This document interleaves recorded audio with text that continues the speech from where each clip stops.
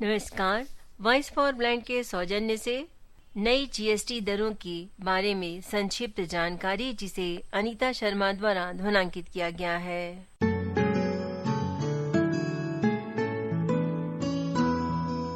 GST council की 56वीं बैठक में काउंसिल ने 12% और 28% के स्लैब पूरी तरह से खत्म करते हुए सिर्फ 2 मुख्य स्लैब 5% और 18% रखने पर सहमति जताई। नई जीएसटी दरों के अनुसार दैनिक जरूरत की चीजों पर इस प्रकार टैक्स लगेगा।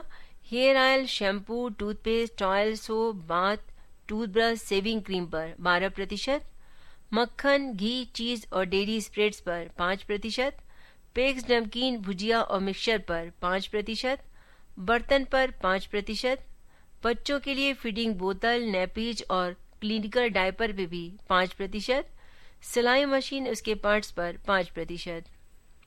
किसानों और कृषि के लिए राहत देते हुए ट्रैक्टर, टायर और पार्ट्स पर 5%, ट्रैक्टर पर 5%, बायो कीटनाशक, बायो फर्टिलाइजर, माइक्रो न्यूट्रिएंट्स पर 5%, ड्रिप इरिगेशन सिस्टम और स्प्रिंकलर पर 5%, कृषि, बागवानी, वानिकी मशीनरी, जुताई, खेती, कटाई व गहराई के लिए जो भी मशीनें इस्तेमाल की जाती हैं उनको खरीदने पर अब केवल 5% टैक्स लगेगा।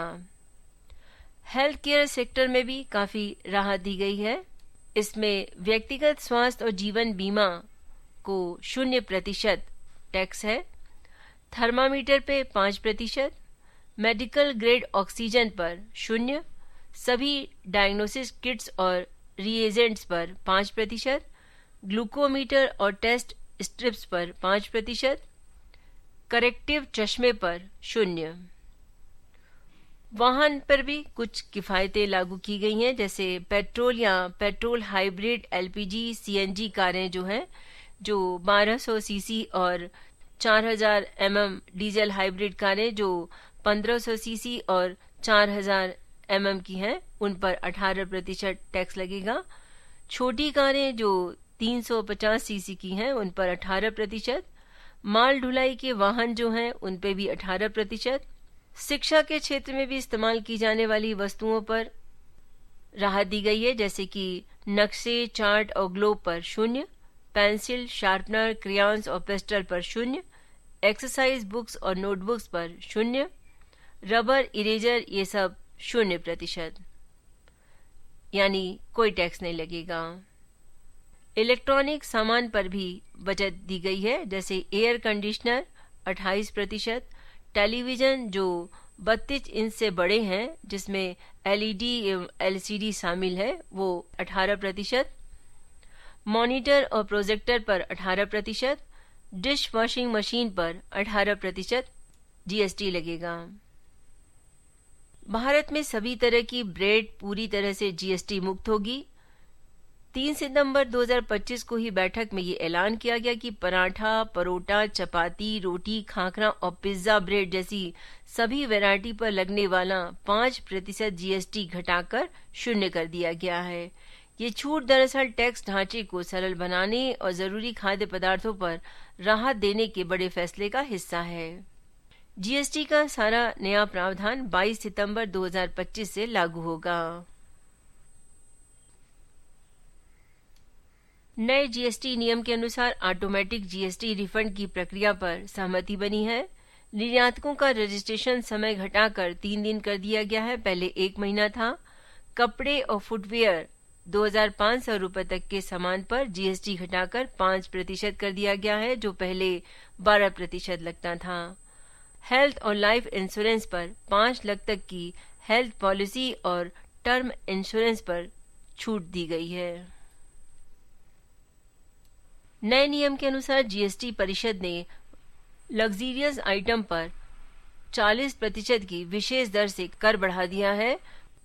40% टैक्स के दायरे में आएंगी सभी वो वस्तुएं जिनमें अतिरिक्त चीनी या अन्य मीठा पदार्थ या स्वादयुक्त कैफीन युक्त पेय पदार्थ, फलों के पेय के कार्बोनेटेड पेय या फलों के रस के साथ कार्बोनेटेड पेय और अन्य गैर अल्कोहलिक पेय शामिल हैं। पान मसाला, तंबाकू, गुटखा, बीड़ी इत्यादि भी 40% टैक्स के दायरे में है। सुगंधित पेय पदार्थ भी 40% टैक्स दायरे में है। पेट्रोल के लिए 12 सीसी और डीजल के लिए 15 सीसी से जो बड़ी कारें हैं उन पर 40% जीएसटी लगेगा। 350 सीसी से अधिक क्षमता वाली मोटरसाइकिल पर भी 40% जीएसटी लगेगा। निजी उपयोग के लिए विमान, हेलीकॉप्टर, मनोरंजन या खेल के लिए नौकाएं और अन्य जहाज खरीदने पर 40% टैक्स लगेगा।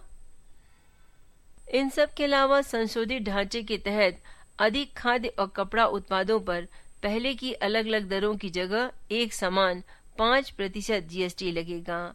रेफ्रिजरेटर, बड़े टेलीविजन सेट और एयर कंडीशनर जैसे रोजमर्रा के घरेलू उपकरण अब 18% की दर के दायरे में आ जाएंगे, जिससे उपभोक्ताओं पर कर का बोझ कम होगा। 40% टैक्स के दायरे में लॉटरी, गैम्बलिंग, कैसीनो और हॉर्स राइडिंग समेत ऑनलाइन मनी गेमिंग शामिल है, जिन पर अब इनपुट टैक्स क्रेडिट के साथ 40% जीएसटी लगेगा। इससे पहले ये दर 28% थी। केरल को भारत के लॉटरी बाजार में सबसे बड़ा खिलाड़ी माना जाता है। केरल में लॉटरी के बिजनेस से जुड़े लोगों ने तर्क दिया है कि लॉटरी कोई विलासिता की वस्तु नहीं है, ऐसे में उसे 40% के हायर स्लैब में रखना अन्यायपूर्ण है। गौरतलब है कि NZ11 की रिपोर्ट के अनुसार देश के कुल लॉटरी रेवेन्यू में केरल का लगभग 97% हिस्सा है। राज्य में लॉटरी की बिक्री से सालाना लगभग 14,000 करोड़ का रेवेन्यू हासिल होता है। इसमें लगभग 3,000 करोड़ टैक्स के रूप में चुकाया जाता है और लगभग 450 करोड़ मुनाफे के तौर पर बचते हैं। इस तरह भारत का जीएसटी सुधार 2025 कर संरचना को 3 स्लैबों में सरल बनाता है, 5%, 18% और एक नई 40% डीमेरिट दर, जिसमें आवश्यक वस्तुएं, स्वास्थ्य सेवा, कृषि इनपुट और उपभोक्ताएं वस्तुएं सस्ती हो रही हैं, जबकि विलासिता और अहितकर वस्तुओं पर उच्च कर लग रहा है।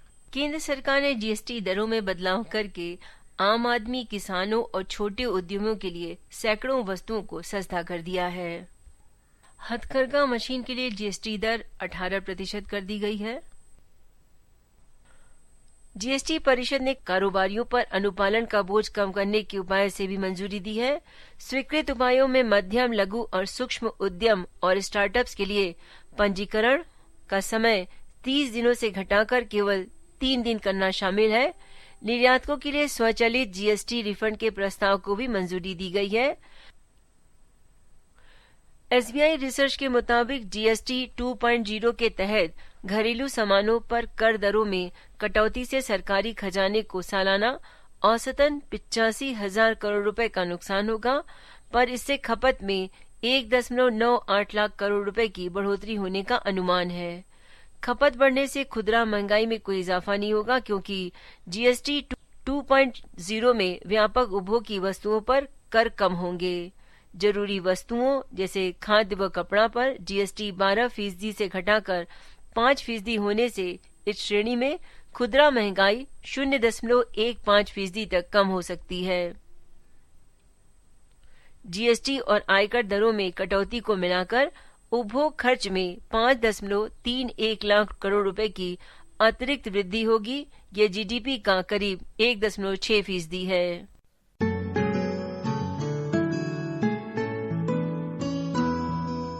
वॉइस फॉर ब्लाइंड के माध्यम से 2011 से दृष्टि दिव्यांग साथियों के लिए उनकी पाठ्य सामग्री को रिकॉर्ड किया जा रहा है। इसके तहत समाचार एवं सामान्य ज्ञान का प्रसारण व्हाट्सएप के माध्यम से भी किया जा रहा है। वॉइस फॉर ब्लाइंड द्वारा प्रसारित सामान्य ज्ञान एवं समाचार का व्यक्तिगत रूप से लाभ लेने के लिए VOICEFORBLIND यानी voiceforblind@gmail.com पर अपना विवरण देते हुए मेल करें तथा साथ ही अपने मेडिकल सर्टिफिकेट की स्कैन की हुई प्रति संलग्न करें। वॉइस फॉर ब्लाइंड के इस प्रयास को अन्य वेबसाइट पर या आर्थिक लाभ हेतु प्रयोग न करें। ये कॉपीराइट के खिलाफ है। ज्ञात होने पर सजा के साथ आर्थिक दंड का भी प्रावधान है।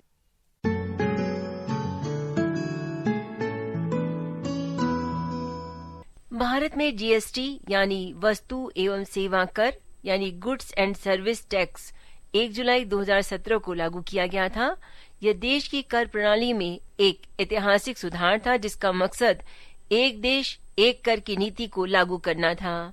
जीएसटी ने केंद्र और राज्य सरकारों द्वारा लगाए जाने वाले अनेक अप्रत्यक्ष करों को समाप्त कर दिया और उनकी जगह एक एकीकृत कर प्रणाली लागू की गई थी।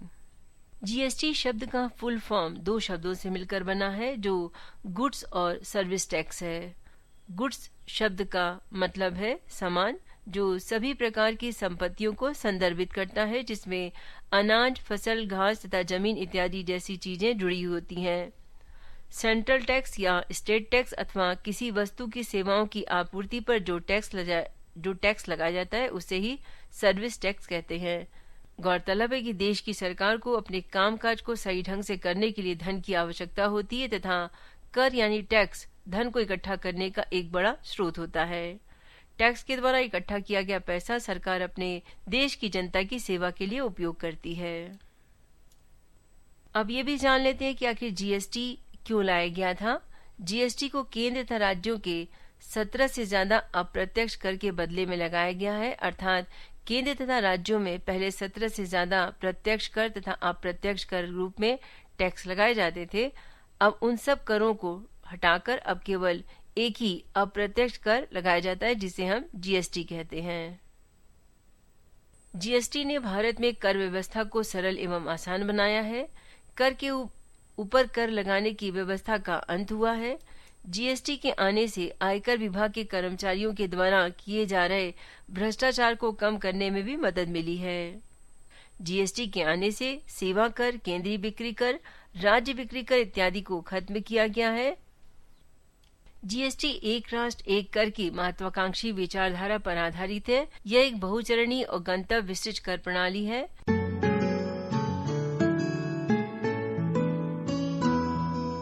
ये प्रयास आपको कैसा लगा? आप अपनी राय हमें voiceforblind@gmail.com पर या 9407138112 पर व्हाट्सएप मैसेज करके दे सकते हैं। धन्यवाद। जय हिंद, जय भारत।